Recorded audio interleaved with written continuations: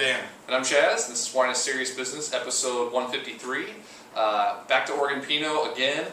Kind of exciting for me because I've been purchasing a fairly large amount of 2010. It wasn't too hot on 2009, or I didn't buy a lot of 2009. I did buy some, but 2010 the more wines we've been tasting on the show. We were both kind of like this to start with, and just the more we drink, it's like, geez, these are good. Really good. Like Yeah. I've been really impressed with 2010 wines so far, and so these were a couple of wines that I actually purchased for my collection, and thought, hey, like these are right around the same price point. I think $26 for the Cameron and $27-ish, $28 for the St. Innocent. So look, this would be a perfect time to taste these for a show, and then just to see how they're going to do in a collection, right? I was just saying, you added them untasted too, right? This is totally just on the untasted. respect for the producers and Absolutely. vineyards Cameron, involved. Cameron, I've been really hot on lately. His wines are awesome. I have like every single bottle of Cameron wine I've opened in the last as long as I can remember has been delicious. I've been really into. And St. Innocent, while I'm not keen on their entire lineup, there are some of the single vineyards that I really respect. The Zenith and the Momtazi, which we have here, are two of the ones I'm really hot on. And so found a decent deal on the Momtazi. Had to get some. So we'll probably start out with that actually. Okay. So It's been open for an hour and a half, 2 hours? yeah, about an hour and a half. Okay. A little more. But yeah, so I pulled the cork on just to make sure they weren't corked. If I was going to run to the wine storage and grab another bottle or something, Yeah. And yeah, beautiful. So Cool. let's go check them out. I did just a little bit of reading. We were thinking about doing those blind. People keep asking for it. We decided against it at the last minute. But Momtazi Vineyards out of the McMinnville AVA is one of the more well-known vineyards, even though it's not one that Chaz and I are terribly familiar with. It's owned by the same guy who does my Sara vineyard. So pretty well-known, supplies fruit to a few other respected people. I know. I guess I don't know their full lineup. And one thing I really respect about St. Innocent is they put a lot of information on the back of the label. The Pinot Noir came from 4 blocks, planted in '99 and 2004 on a steep hillside, farmed using biodynamic method. It has a south and southwest exposure, elevation at 550 to 750. And it goes on. It goes on for. Okay, yeah, it's got entire paragraphs on the back about this wine, but All kinds of details. you can already smell the Yeah. fruit coming out of this glass. It's, Hey. Huge nose. That smells delicious. It reminds me of kind of like dessert. There's like a dark chocolatey component here going on with like super intense cherries, like tart and dark and juicy, like really, really good, powerful cherries. He nailed it on the chocolate cherry thing big time. But the cherries are just so sweet and ripe and delicious coming out of the nose of this. A little bit of stemminess too, but just a little bit of providing a little bit of like earthy characteristic in the background. None of the like mushroomy barnyardy sense that you get out. Not. This is more along the lines of maybe like stemminess and woodiness a little bit, but just really, really, the cherry fruit is just bursting out of the nose. So. There's just a little touch of heat on there too. I would never guess this was a 2010 blind ever. It's got so much just, fruit and just power in your face nose. Yeah. Wow, wait till you taste it. That's velvety on the palate. That's good. That's really good. Yeah. Really good texture all the way across. There's kind of like this sense of weight to it. The fruit flavors are not nearly as explosive. 13.5? 13.0. Oh, okay. 13.0. Well, as I just did, I would have guessed a little more based on the mouthfeel, but it's not hot. It's just kind of got a little bit of that, little more weight to it. But it definitely doesn't take it too far. It definitely has a good silkiness, and the fruit has a lot more grace to it than I was expecting from the nose. I was expecting like real juicy, fruity, heavy fruit. It's not. It's just good, full flavor. No, and the fruit is very, very focused and delicious, like cherry fruit. Anything with like some ruby red grapefruit flavors. Right in line with other St. Innocent bottlings I've had. This has got a lot of acidity, a lot. And the tannins are a late play. Like they're very, very late acting and very, very gentle. You're dead on with that. Yeah, it's. This one's consistently one of my favorite St. Innocent bottlings. Right in line with stuff I've had before in the past. Awesome. And the tannins, like start to build just a little bit real late, like you said, and I keep waiting. I'm like, oh, they're going to go too far for me. It's going to, no. And then they just kind of like fade and broaden out. Yes. And both the structure and the fruit linger really nicely on the palate. The evolution lasts for a good length of time. It's interesting. Every sip is interesting. This is a lot more than I'm expecting out of this bottle. Honestly, I wasn't expecting. At sub 30. The 2007 of this was really good. The 2008 I tasted young. I haven't had the 09 and 2010. Man, this is just ripping. Yeah, full acidity for sure. 91 plus for me. It's right bordering 92 points. If there was a little more complexity, a little more earthiness, I might be able to get behind it more. Man, just the silkiness of this, focused fruit, the structural elements here are really nice. Awesome. Very good. I gotta think just a little more as I have a few more sips. The experience on the palate is changing a little bit.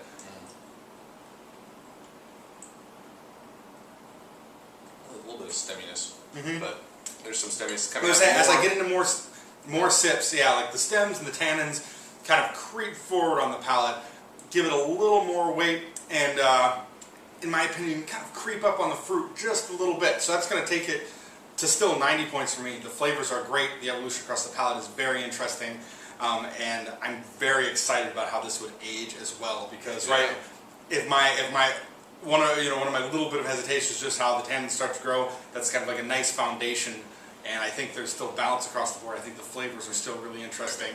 I think as those mellow out, as things integrate more, that this will continue to be interesting, not just at some distant point in the future, but kind of every step of the way. I'm really awesome. Great value for sub $30. This is really good wine. I think it retails are right around 30. So I mean, it's right at that price, but it might go a little above, little below, depending on where you find it. 28 to 32, but that's where it's going to be at. So. And still, kind of my off-the-cuff answer is that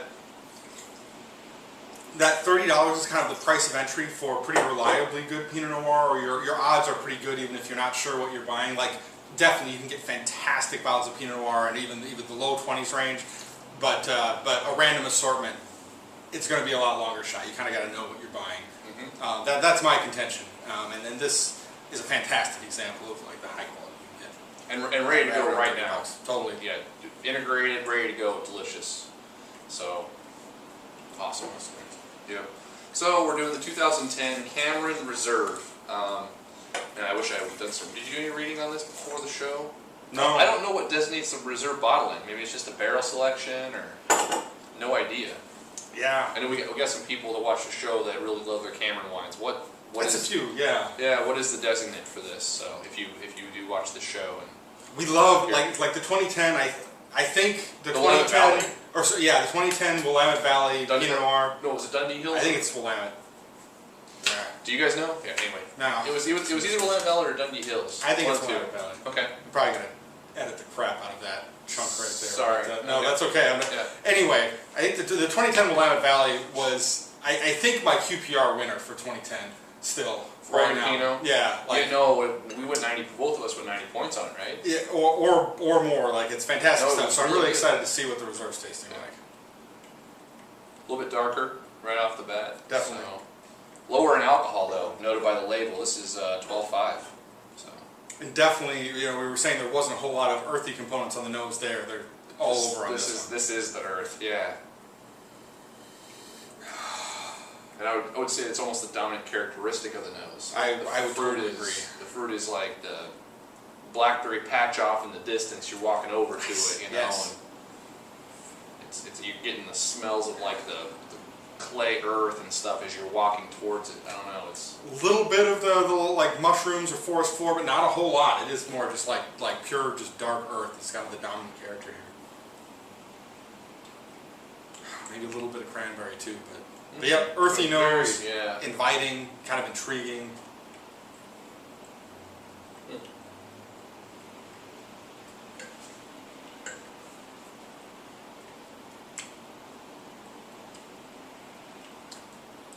Also really nice. I really like the acidity on this one.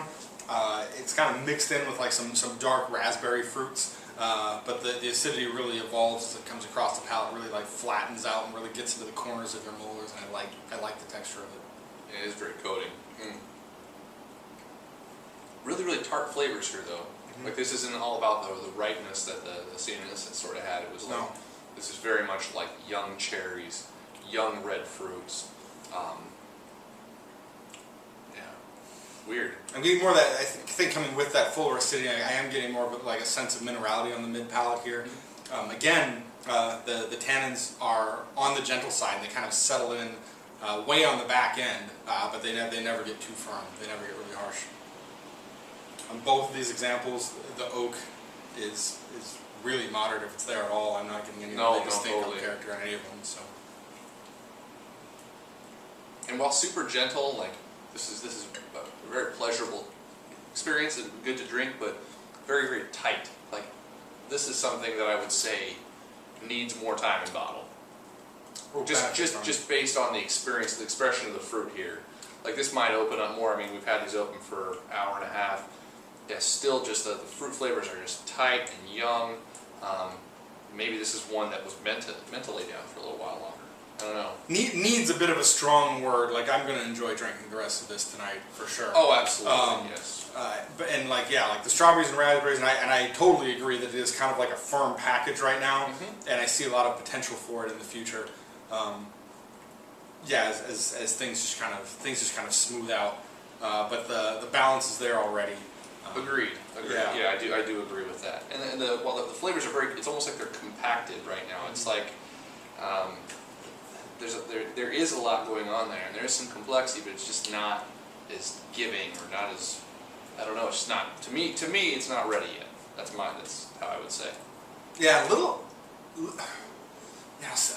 austere is not even quite the right word, because that like implies that it's a little more reserved, and the flavors are definitely there. Like, it's not lacking fruit at all. I think it's kind of like tightly wound. Yep, he's got it. I'm just running my mouth, not getting anywhere. He already said it better than I'm going to. No, it's just a tight package right now, and I still think maybe if you decanted it, gave it some more airtime, I bet this will change as we drink it tonight. I'll bet.